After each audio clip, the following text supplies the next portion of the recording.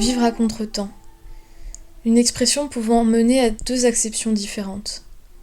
D'une part, nous pourrions interpréter cette courte phrase en tant que métaphore musicale, le temps étant donné par le bruit des pas de la majorité. Lorsque nous entendons nos propres pas, c'est que nous ne sommes pas en rythme, que nous ne vivons pas en rythme. D'autre part, cet assemblage de mots peut signifier que nous ne vivons pas avec notre temps, que nous sommes en dissonance avec notre époque, comme cette vieille théière héritée de grand-mère et rangée dans un appartement flambant neuf. Finalement, ces deux interprétations peuvent trouver convergence dans un rythme mouvant selon l'espace spatio-temporel. Le rythme de vie n'est pas le même entre rats des villes et rats des champs, mais il est également différent selon les populations et les époques. Notre époque, bien que j'eusse aimé affirmer aisément qu'il s'agit d'une époque au rythme rapide, me semble être une époque à double vitesse. La double vitesse entre le tout de suite, ici et maintenant, et la lenteur de certaines procédures et lourdeurs administratives qui ne font qu'empirer en France. Être à contretemps revient donc à ne pas s'harmoniser avec le rythme de son époque et ou de son lieu de vie, de manière volontaire ou non.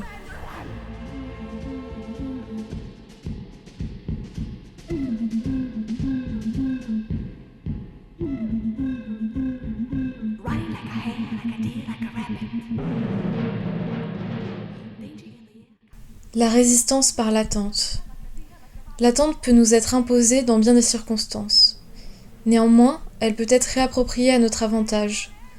À l'avantage notamment de notre attention et de notre émerveillement tant émoussé par ce monde. Il s'agirait alors d'une attente particulière, la beauté de l'attente sans attente. Être aux aguets, pouvoir percevoir ce qui nous entoure sans rien attendre. Être attentif au moindre bruissement de feuilles, comme le serait une proie. Et puis saisir l'instant, se faire poète, ne rien laisser à la banalité. Un réaccordage au monde, à l'inverse d'une guitare ayant patienté trop longtemps et le payant de la justesse de ses cordes, l'attente chez l'homme porte conseil, harmonise.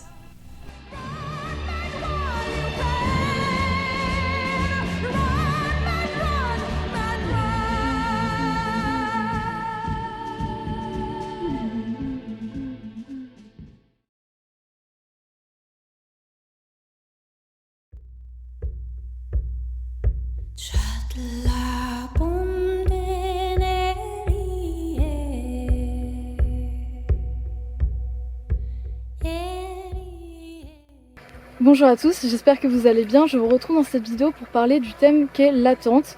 Et je me base sur un livre que j'ai trouvé très intéressant. Je vous mettrai le livre à l'écran puisque le mien s'est auto-détruit étant donné que la reliure était très mal faite. Et après, puisque j'ai ma part de responsabilité, je ne sais plus si c'est Marx qui disait que nos livres étaient nos esclaves, donc mon esclave est mort. J'ai essayé d'agrémenter de quelques-unes de mes réflexions. J'espère que cette vidéo vous plaira et c'est parti.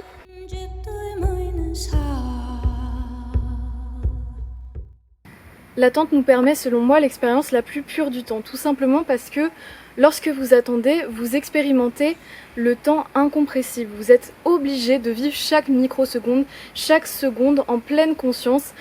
Et c'est ce temps un petit peu gélatineux, un petit peu épais, au même titre que le serait la lave, par exemple, une lave qui serait visqueuse, qui avancerait tout doucement et qui détruirait tout sur son passage, que rien ne peut arrêter, mais qui est aussi créatrice, puisque après la lave vient une terre fertile et permet la création.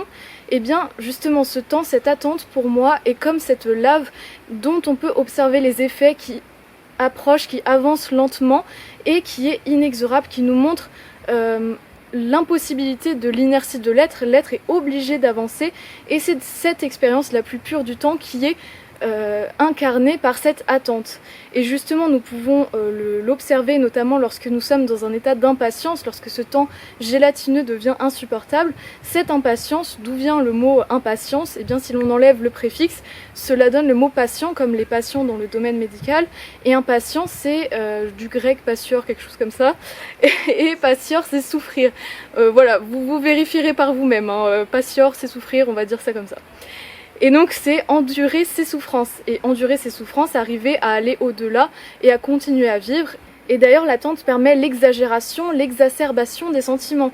Plus nous avançons, plus ces sentiments sont exacerbés, plus ils nous semblent prégnants et prennent toute la place dans notre existence. Et au fil du temps, parfois il peut y avoir un effet inverse, c'est-à-dire que ces sentiments vont se diluer dans cette attente, dans cet océan d'attente, puisque par exemple, nous allons prendre l'exemple amoureux, eh bien au début dans l'attente, nos sentiments vont s'exacerber et au fil du temps, le temps fait son effet, comme on dit dans l'expression populaire, et les sentiments vont se calmer, vont se diluer dans ce temps, dans cette attente.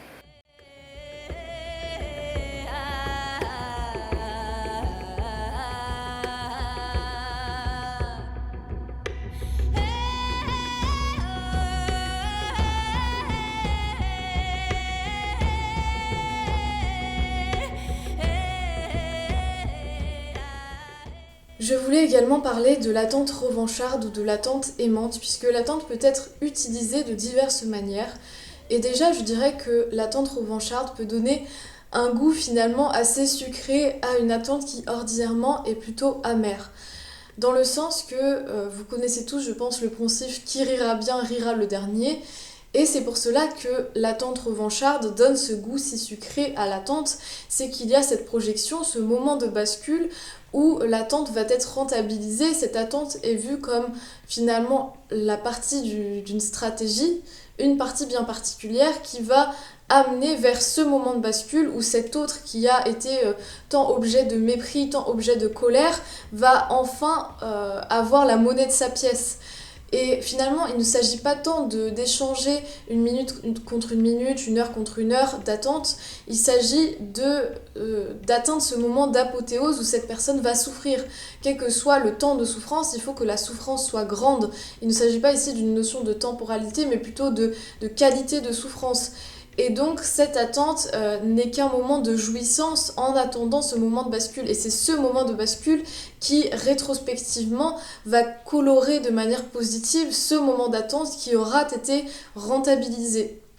Mais il y a également le versant inverse qui est plutôt positif, qui est l'attente en tant que don de soi, l'attente en tant que plus beau cadeau que l'on puisse faire à quelqu'un.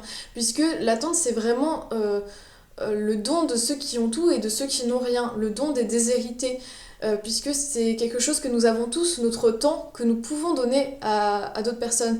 C'est lorsque nous entendons un petit attends-moi, et que nous pouvons filer, explorer et réaliser d'autres actions, et que nous nous mettons dans la temporalité de cette personne que nous aimons et qui nous demande d'attendre. Et je prendrais un petit peu une image métaphorique, mais imaginons que nous marchions dans le froid glacial et que là, justement, il y a cette personne derrière nous qui n'arrive pas à avancer assez vite et que nous sentons nos jambes se gondoler, se flétrir, je ne sais pas, ce ne sont pas du tout des termes adaptés, mais bref, nos jambes flageoler et nos cils se geler et que nous allons quand même décider de rester pour cette personne, de rester et de l'attendre parce que c'est tout ce que nous pouvons lui offrir. Et finalement, cette attente est désormais de plus en plus échangée dans notre monde tertiarisé puisque il y a notamment la place d'aidant, aidant d'une personne malade, d'une personne qui va mal, qui peut être échangé avec de l'argent pour qu'une personne dont c'est le métier attendre cette personne à notre place. Mais bien évidemment, cela n'a pas la même valeur et c'est notre richesse qui va déterminer si nous sommes prêts à attendre ou non, puisqu'une personne qui n'a pas l'argent de payer cette aide-soignante ou autre, ou qui n'a pas le système social pour, dans tous les cas, est obligée d'attendre sa personne proche. Alors qu'une personne qui a l'argent, à ce moment-là, va se poser la question, est-ce que j'ai envie d'attendre cette personne proche ou est-ce que je préfère payer quelqu'un d'autre pour le faire car je n'ai pas envie de me mettre dans la temporalité de cette personne.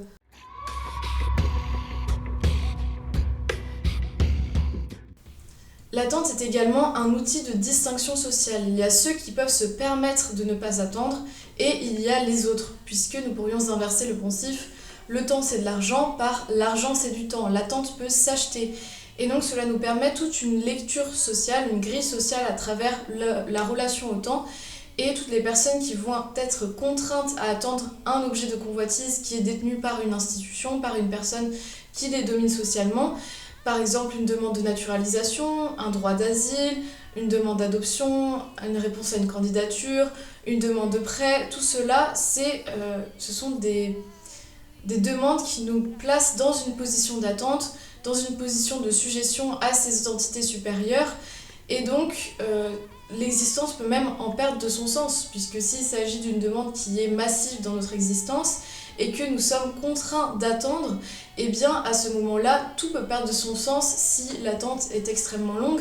Et finalement, au bout du compte, si la personne obtient son objet de convoitise, et bien peut-être que cet objet de convoitise-là ne va même pas prendre une valeur intrinsèque, mais va prendre la valeur de cette attente qui a été si longue.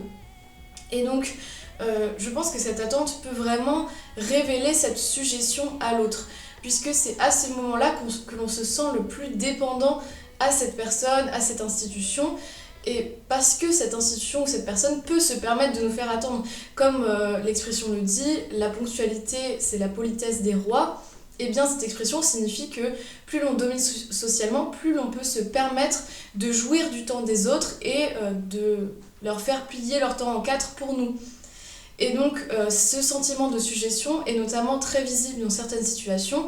Par exemple, si vous allez à l'aéroport et que vous attendez au guichet, vous avez besoin d'une certaine information primordiale ou de récupérer telle ou telle chose, et que vous êtes dépendant alors de cette personne, de cet employé, et bien vous sentez dans cette attente ce sentiment de sujétion qui est extrêmement présent et qui fait que vous vous rendez compte que vous êtes dépendant d'une personne qui peut-être peut vous faire attendre, peut-être peut ne pas vous faire attendre, et que vous ne pouvez rien faire à part justement attendre et espérer que cette personne se dépêche.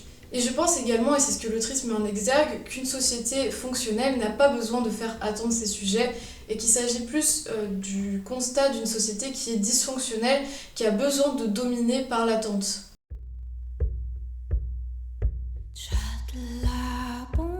Donc cette attente couplée avec la notion d'espoir devient presque ontologique. Pour persévérer dans l'existence, il faudrait que l'espoir se joigne à la partie. Mais finalement, n'est-ce pas justement cet aspect incertain face aux événements que nous allons vivre, nos joies, nos peines qui nous tiennent en haleine ? L'espoir désignant un pan de l'existence plus que l'autre. L'ironie étant que la vie suscite dans son instabilité ce qui la rend cruelle et ce qui la rend vivable. La vie allume l'espoir et la bougie de l'espoir réchauffe la vie. Attendre, c'est également faire l'expérience du sens, puisque lorsque nous attendons, nous espérons que ce que nous attendons va arriver. Et quel temps sommes-nous prêts à investir pour ce que nous attendons ? Quel temps vaut ce que nous attendons ? Dans tous les cas, il y a une notion d'espoir qui est liée à cela, et cela peut nous amener à une forme parfois d'attentisme, et notamment je vais parler de l'attentisme politique, ou plus lié au mode de vie d'un point de vue général, puisque par exemple un espoir trop grand en quelque chose peut inhiber l'action. Je vais prendre l'exemple de la religion catholique qui promet un au-delà, et cette forme d'espoir en cet au-delà peut inhiber l'action pour changer les conditions matérielles d'existence, puisque eh bien, tout est tourné vers cet au-delà.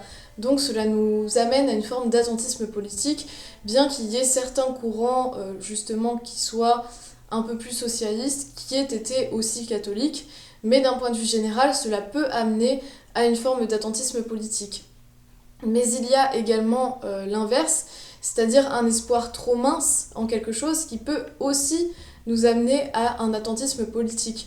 Donc il faut arriver à trouver un espoir qui est assez équilibré, qui est ni trop grand ni trop fort dans sa réalisation, puisque si on se dit que quelque chose va nécessairement advenir, eh bien nous n'allons pas forcément agir, vu que nous allons nous dire que cela va advenir, donc il n'y a pas besoin de mettre d'efforts, alors que lorsque l'espoir est trop mince, eh bien dans ce cas nous n'allons pas vraiment agir, et nous allons juste attendre quelque chose de plutôt négatif qui va arriver. Et il y a également la notion d'optimisme qui est légèrement différente, puisque la personne optimiste a vraiment confiance en l'avenir. Elle n'a pas espoir, puisque l'espoir considérait que justement il y a une forme de non-confiance en ce qui va arriver, il y a une forme de probabilité, alors que pour l'optimiste, c'est quasiment sûr, la probabilité est très très élevée que ce qu'il espère va arriver. Donc c'est plutôt ça l'optimisme. Et il y a aussi le fait qu'il y a un peu une forme de pensée magique, comme dans la pensée positive, si la personne fait assez d'efforts, si la personne pense assez positivement, eh bien la notion positive va t'arriver. Dans tous les cas, l'optimiste va arriver à identifier les aspects positifs dans les événements. Donc le fait d'espérer serait pour lui comme un manque de conviction ou un manque de satisfaction par rapport aux événements, dont dans tous les cas, il n'identifie que les facettes positives, donc il considère que les autres peuvent faire de même et peuvent finalement dans n'importe quel événement arriver à en tirer le positif. Néanmoins, avec l'espoir, il y a moins de sentiment d'agentivité qu'avec l'optimisme, puisque par exemple avec la phrase « avoir espoir que », cela projette les conditions de sa réalisation à l'extérieur de soi, comme si les dés étaient déjà jetés ou que la personne ne pouvait pas vraiment avoir accès aux dés. Par exemple, considérons la phrase « j'espère que notre relation s'arrangera ». Ici, les actions du sujet énonçant cette phrase sont des éléments clés à la résolution de son inquiétude. Et pourtant, cette formulation semble donner la résolution de cette situation tendue à une forme de hasard d'action non contrôlée par le sujet.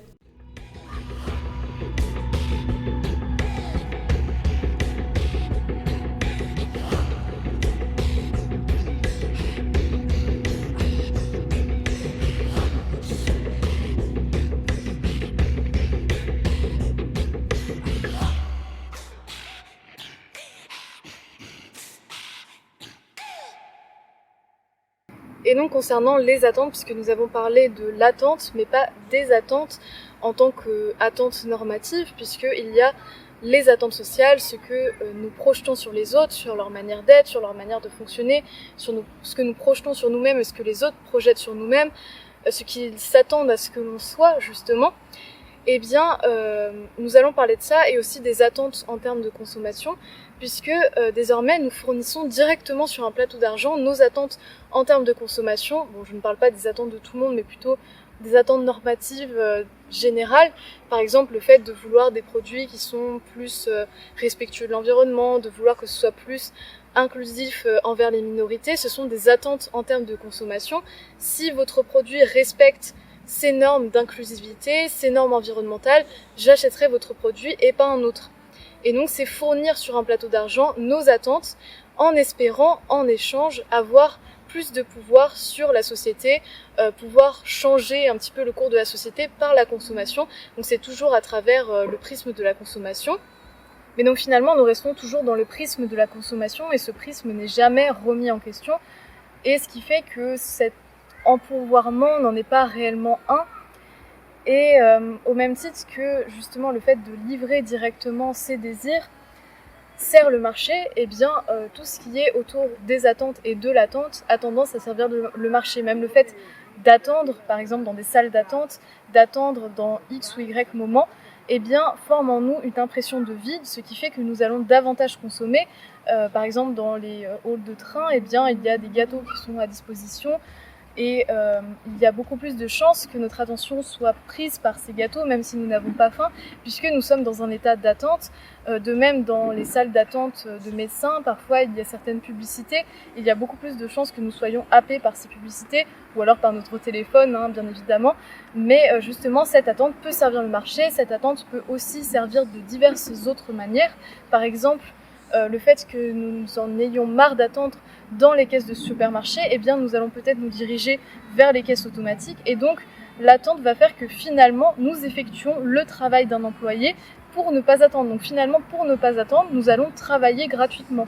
Si on parle plutôt en termes d'attente et de consommation, il y a aussi le principe d'horizon d'attente. Donc à la base, je crois que ça a été inventé concernant les textes qui sont écrits, l'intention qu'il y a sur les textes de base et la manière dont ils vont être lus dans le futur. Et là, c'est la même chose pour les objets, pour plusieurs notions.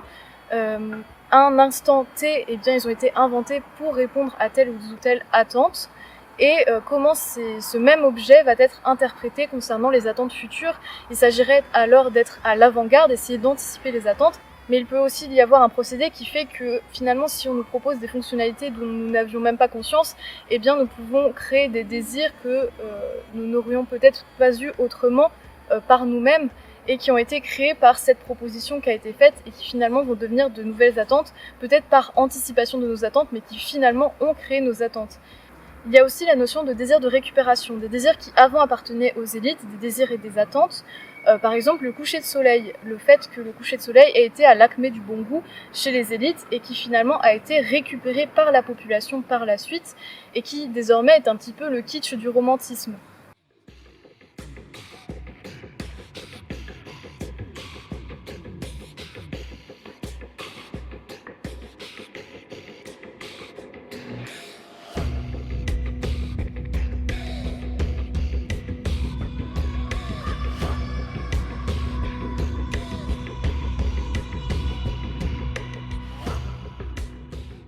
Concernant les attentes dans un sens normatif, puisqu'il y a l'attente et il y a les attentes.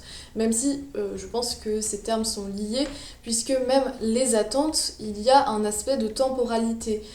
J'attends que tu deviennes ce que je projette que tu devrais être. Est-ce que cette phrase est française ? Je ne sais pas, mais je pense que vous avez compris l'idée. Et dans les attentes, je pense qu'il faut prendre en compte différentes choses. Déjà, il y a les attentes en soi, dans un sens normatif, qui nous procurent une certaine lisibilité sociale, et il y a le cadre. Qu'est-ce qui se passe si je sors de ces attentes ? Est-ce qu'il y a une grosse répression sociale, ou est-ce que la répression sociale est moindre ? Puisque lorsque la répression sociale est forte, les attentes ne procurent pas tant en soi une mort sociale que plutôt la certitude que cette mort ne sera pas pleurée. Et concernant les attentes, justement, il y a certaines personnes qui vont faire plutôt une éloge du ratage, une éloge du dysfonctionnement. Et il s'agit notamment par exemple des personnes queer qui se réapproprient le terme bizarre qui leur a été attribué en anglais, donc queer bizarre, et qui en font plutôt une force. Il y a justement cet éloge du dysfonctionnement. Il ne s'agit pas de mes termes, il s'agit des termes de l'autrice. Voilà, je ne me permettrai pas de dire qu'il dysfonctionne. Et justement, cette autrice considère que, et c'est là où je ne suis pas vraiment d'accord, plus une société serait autoritaire par rapport aux normes et répressive, plus il y aurait de personnes queer.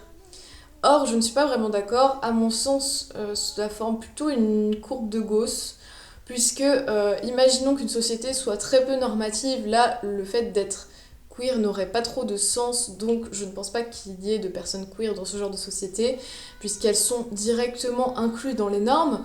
Après, plus une société devient normative, plus il peut y avoir un mouvement, un contre-mouvement par rapport à cette société. Donc pour le moment, je suis d'accord avec elle.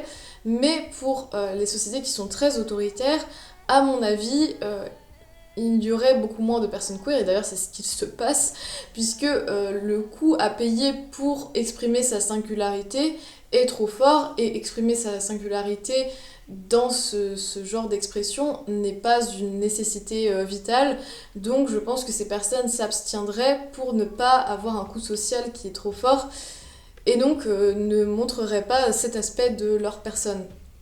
Donc nous ne sommes pas d'accord sur ce point.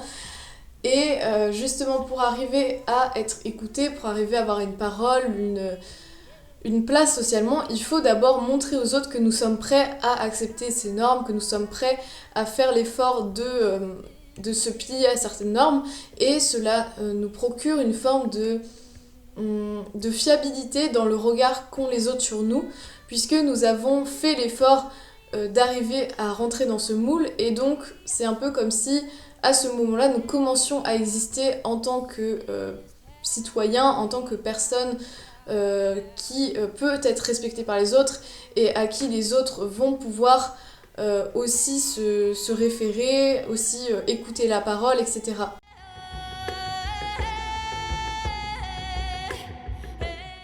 Tout le monde n'a pas l'âme d'une femme de marin à attendre des mois durant que son très cher et tendre revienne avec un goût amer en bouche et son souvenir s'effaçant peu à peu de sa mémoire. Bon, après, on va pas se mentir, c'est une situation qui n'arrive pas fréquemment aujourd'hui, mais la notion de temporalité est toujours très présente, la notion d'attente est toujours très présente par rapport à l'amour et au désir. L'attente permet également d'élaborer le désir, de le rendre bien plus raffiné. La pulsion se trouvant alors étoffée de dentelles patiemment cousues avec le temps. L'attente est également gage de qualité. Lorsque la file d'attente est longue, nous ressentons que l'objet de cette attente est fort désirable. Qu'il s'agisse de la queue devant un magasin ou de l'attente d'une réponse au message envoyé à cette jeune femme désirable, message noyé parmi tant d'autres, condamné à attendre. Lorsque l'objet de convoitise est très désiré, l'attente s'impose à nous. Nous avons beau remplir nos journées d'activités diverses, notre esprit demeure focalisé sur le fait que nous attendons. Parfois, je veux jouer à celui qui n'attend pas. J'essaie de m'occuper ailleurs, d'arriver en retard, mais à ce jeu je perds toujours. Quoi que je fasse, je me retrouve désœuvrée, exact, voire en avance. L'identité fatale de l'amoureux n'est rien d'autre que « je suis celui qui attend ». Attendre un regard, un geste, une attention, attendre.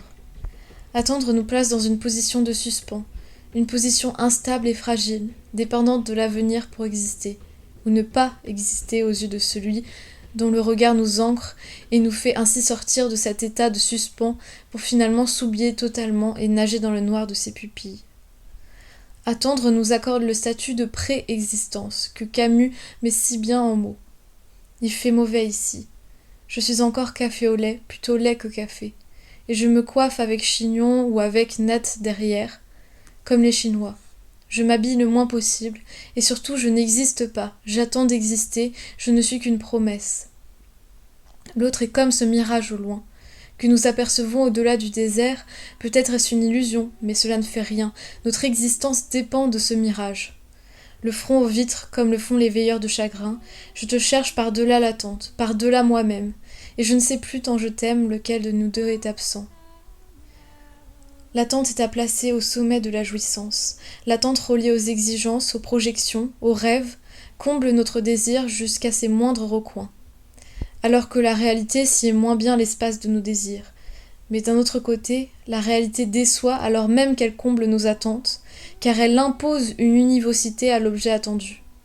L'attente pouvant faire varier l'objet à notre guise, l'équivocité de l'attente, la multiplicité de l'objet le rendait exquis. Vivre la scène ou obtenir l'objet tant convoité fixe ainsi définitivement une couleur à nos désirs précédemment multicolores. Et c'est pour cela que je pense que la fin d'un film ne signe pas sa valeur, puisque la fin d'un film finalement ancre une seule possibilité par rapport à toutes les possibilités de fin qui cohabitaient en nous et qui faisaient aussi le plaisir dans le fait de regarder le film, c'était de développer toutes ces fins possibles, tous ces mondes parallèles possibles.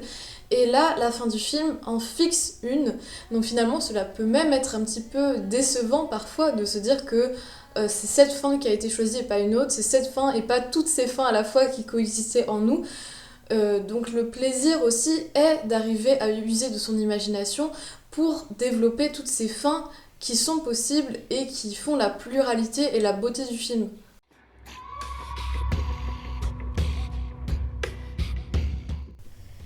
La jouissance esthétique est le résultat d'un savant mélange entre le respect des attentes du public et la prise en contre-pied de ces dernières. Le plaisir esthétique est conditionné par cet équilibre. Paradoxalement, nous pourrions dire que cette prise en contre-pied des attentes fait partie d'une attente vide comptant sur l'artiste pour l'emmener plus loin que ses attentes restrictives. Cela distingue l'œuvre du bien de consommation, dont le moindre écart déçoit, là où l'écart de l'œuvre peut enchanter. Bien que certains produits dédiés à la consommation nous surprennent parfois, ajoutent des fonctionnalités ou des modes à leur création, la prise de risque est en général moindre. Ces ajouts étant destinés à nous créer de nouveaux désirs. La déception esthétique vis-à-vis d'une œuvre d'art peut être générée par un trop grand écart avec les attentes du public. Lorsque la part de nouveauté est trop importante, l'esprit se place alors dans une position d'incompréhension, l'empêchant d'éprouver tout plaisir esthétique, l'urgence étant de comprendre la part d'inconnu dominant l'œuvre. Cet écart considéré comme trop grand, inconfortable, génère des réactions du type « ça va trop loin »,« ce n'est pas de l'art ». Néanmoins, le domaine de l'art sera toujours en avance concernant les goûts admis, car seuls ceux occupant les places hors champ actuellement pourront se targuer d'avoir été avant-gardistes. La culture adoubera dans leur postérité certaines œuvres considérées jusqu'alors comme vulgaires ou inesthétiques, sachant qu'il ne faut pas confondre le scandale et l'inconnu. Le scandale faisant partie de l'horizon des attentes, il n'est pas l'inconnu, il est le connu à l'inverse. L'art contemporain est alors réservé à un public cultivé qui essaie de repousser leurs attentes, de repousser toujours la limite assez restrictive de leurs attentes. et qui s'essaie à donner une forme de respectabilité par avance à certaines œuvres qu'ils considèrent comme avant-gardistes, avant même que les affres du temps n'aient pu faire leur travail. Ils essaient de se dire, comme cette œuvre va potentiellement venir dans notre fenêtre de respectabilité, pourquoi ne pas la respecter par avance? Parce qu'on ne sait pas par avance si ce genre de style, si ce genre d'œuvre va ne pas être dans nos critères dans 10 ans, dans 20 ans. Et donc, comme il y a cet aspect mouvant de cette fenêtre de respectabilité, ils tentent de la détruire en disant mais pourquoi cette fenêtre existerait alors qu'elle est en quelque sorte assez subjective, assez mouvante. Mais d'un autre côté, personnellement, je trouve qu'il s'agit d'une forme de relativisme pressé que de penser ça, de se dire comme cette œuvre va peut-être être respectée par le futur, va peut-être être aimée par le futur, et donc que tout ceci n'a pas trop de sens, de tout ce beau qui est répété à longueur de temps, eh bien nous devrions tout de suite respecter ces œuvres considérées comme peut-être avant-gardistes, mais d'un autre côté, je trouve cela dérangeant puisque je trouve que c'est d'être trop pressé que de dire je pense que cela devrait être apprécié maintenant voire être respecté maintenant. Mais pourquoi cela devrait être respecté? Parce que dans un futur potentiel, cela va être notre nouveau critère. Pourquoi nous ne pourrions pas justement considérer que avoir du goût, c'est aussi savoir discriminer? Avoir du goût, c'est se dire cela, ça vaut mieux que cet autre, puisque il y a tel ou tel critère qui sont respectés, puisque cela crée en moi tel ou tel sentiment. Et si nous considérons que tout peut potentiellement être aimé un jour, et que par ce fait, eh bien, il faut tout respecter, eh bien, nous supprimons la notion même de goût. J'espère que cette vidéo vous aura plu, en tout cas j'ai pris vraiment plaisir à la faire et ça m'aura pris pas mal de temps pendant mes vacances, mais à la base elle devait être très simple et finalement au fil du temps elle s'est assez complexifiée avec les plans et les idées. Donc n'hésitez pas à me donner votre avis en commentaire et à bientôt!